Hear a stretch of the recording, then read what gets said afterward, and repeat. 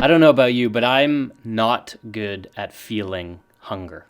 As soon as I feel it, I fill it. And I know that sounds like a privileged thing to say. Many of us, I think, have this relationship to food and hunger. As soon as we feel our hunger, we look for ways to fill our hunger. We don't like to sit in it for very long. And I think the same thing is true with our emotions, at least when it comes to the negative emotions, and probably especially when it comes to the emotion or the feeling of grief. We don't like to sit in our grief very long or very well. I don't think we know what it means to sit and grieve. As soon as we feel those negative emotions, we look for ways to fill them, or at least fill our lives with things that mute our emotions or push them down or help us ignore them. We aren't good at intentionally sitting with our grief. Good Friday can be called Good Friday because we sit on this side of the completed work of the cross.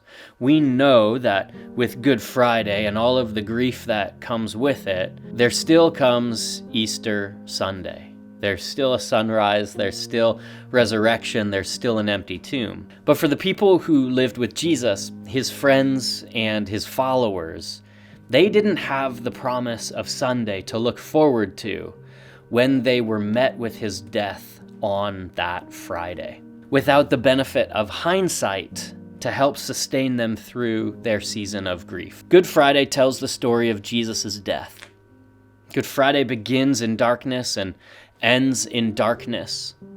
It includes Jesus' betrayal by Judas, being handed over to the guards and then eventually put on trial in front of Pilate.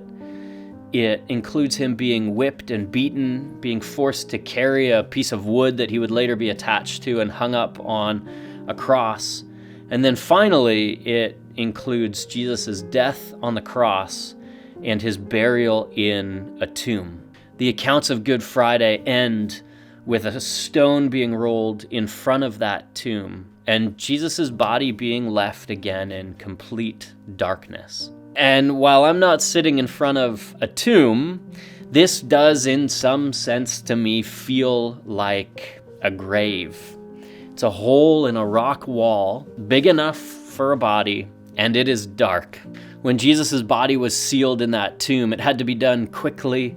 It had to be done without all of the proper preparations being made because that Friday was the beginning of the Jewish practice of Sabbath. From sundown on Friday to sundown on Saturday, the Jewish people adhered to all of the laws of the Sabbath, including not working. And that meant burying Jesus, leaving him in a tomb unprepared, without wrapping his body properly, without adorning it with spices and oils and perfumes. And it meant going away and putting their grief not on pause, but certainly prolonged. Those who mourned Jesus' death had to sit with the reality of it for an entire day. They would have to wait to return on Sunday morning to complete all of the burial processes, and in many ways continue their grieving.